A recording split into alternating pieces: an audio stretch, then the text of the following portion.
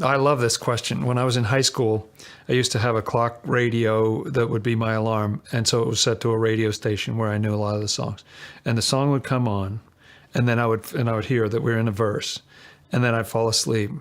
And I'd have this long, involved dreams, all these things going on in there. And then I'd wake up and we just hit the chorus. And that really got my attention. Like, what is going on? How can that be that you can have such an altered, consciousness about time?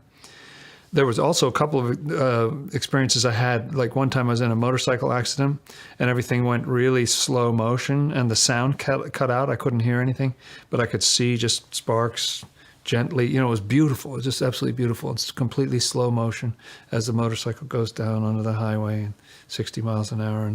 And it was very peaceful. And then the next second I snap out of it and I'm in pain and all that. And there was another time where I went with someone into a room at a camp, and I reached around to turn on the light switch. It was dark, but it had no plate on the switch, so my fingers went right in the contact of the leads. So I electrocuted myself, and so I went immediately into slow motion, and my body just involuntarily contracted, and I shot up into the air, and it expelled in a perfect loud noise all the air out of my lungs. And I experienced this in extreme slow motion going up in the air.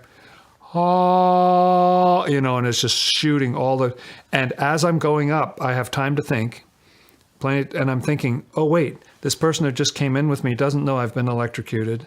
So I've just probably alarmed them, making this very loud noise. I'm floating up through the air as I'm thinking this. So I'm thinking at the earliest opportunity, when I regain control of my body, I want to reassure them that everything's okay, And so in their time, it probably felt like, sorry, because I apologized later as soon as I landed. But that all was so slow. So that's in a kind of a normal waking state a second before. I'm not even waking up out of a dream or something like that. And I was thinking about other things like in the Narnia stories, isn't it the case that they would go in there and they'd go in there for like months or something, then they come out and that's the same day when they get out. Or Dickens' Christmas Carol, Ebenezer Scrooge. And so the spirits did it all in one night. He's kind of amazed. So there's various things that kind of hint to us that there's different time perspectives that are possible. But what does Swedenborg say about this? Let me read from Heaven and Hell, number 168. It is known in our world that there's no time in heaven. When people die, we say that they have left temporal things and have passed beyond time, meaning that they've left our world. It's known by some that times are states in origin because they recognize that times are experienced in precise accord with the emotional states we're having. Times are short for us when we're engaged in pleasant and cheerful pursuits, and long when we're engaged in distasteful and depressing ones, and variable when we're in hope or expectation. As a result, scholars are asking what time and space are, and some of them even recognize that time is an attribute of our outer self. Very interesting quotation. And there's another one I want to read from Secrets of Heaven 4814. It is important to realize that angels' thoughts do not draw at all on time or space because they are in heaven. When they left the world behind, they also left behind any notions of time and space and adopted the idea of state, specifically of the state of goodness and truth.